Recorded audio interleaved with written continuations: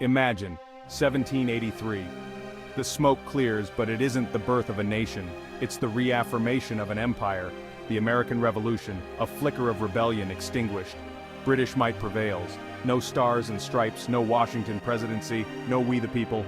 Instead, the familiar red ensign of Great Britain continues to fly over a land still tethered to the crown.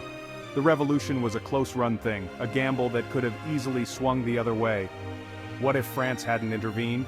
What if the Continental Army had faltered? History is a river, and the currents almost carried America to a different fate.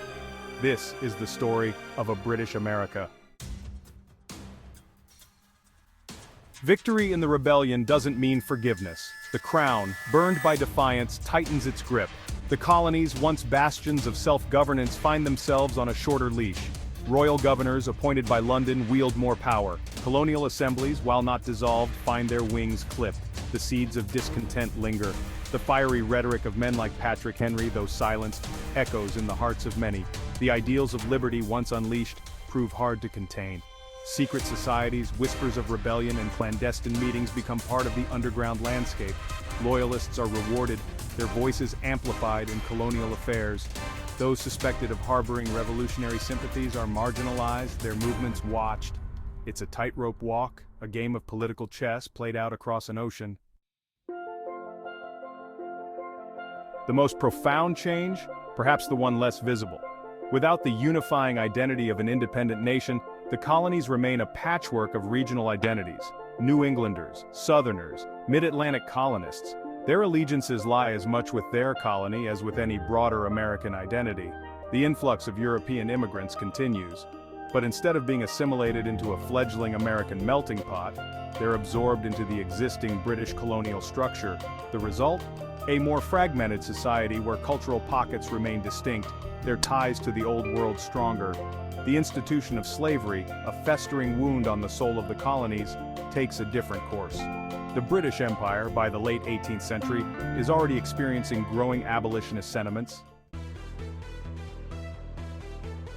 The colonies remain tethered to the economic engine of the British Empire. Mercantilism, that system of colonial dependence, continues to dictate the flow of goods and services. Raw materials flow to the mother country while finished products return, often at inflated prices.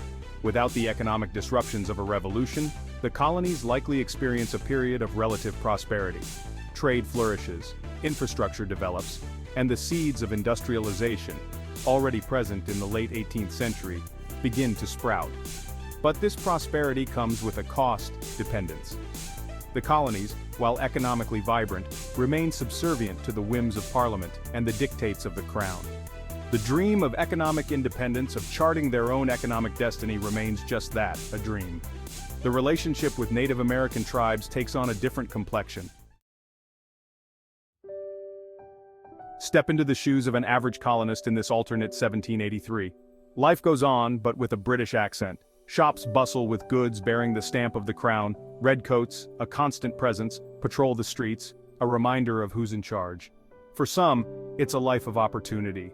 Loyalists, merchants tied to British trade, and those who thrive under the structure of empire find their fortunes rising.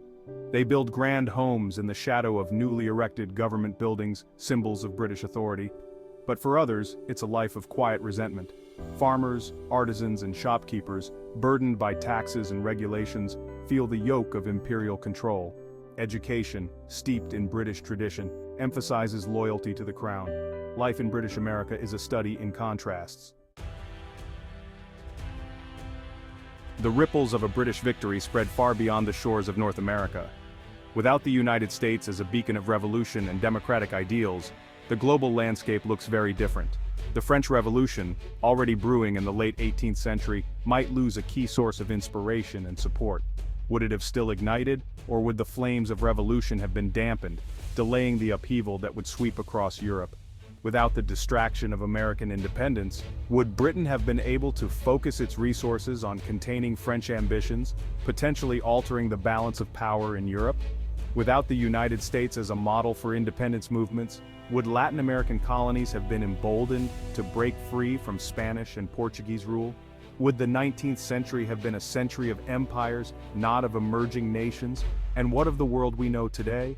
Would a world shaped by a continued British presence in North America be a more stable world, a world of less conflict and greater cooperation? Or would it be a world where the ideals of liberty and self-determination were stifled, replaced by the heavy hand of empire? The what-ifs of history offer no easy answers. Thanks for watching the What Ifs channel. Leave a video request in the comment section and we may make a video about it. Like and subscribe for updates on new videos.